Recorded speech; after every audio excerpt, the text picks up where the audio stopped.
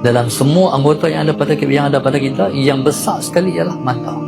Sebab itu ada satu masa satu orang tu dia buat ibadat. Dia buat ibadat selama 70 tahun, siang puasa, malam qiyamul lail. Bila dia bangkitkan di akhir esok ni, Nabi cakap, Tuhan kata hang masuk syurga dengan rahmat.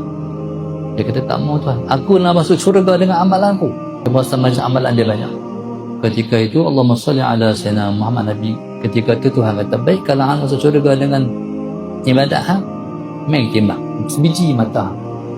Sebiji mata dia dengan amalan hang dia buat 70 tahun tu, timbang mana berat? Beratlah sebiji mata. Ketika itu Allah kata, tempat hang neraka.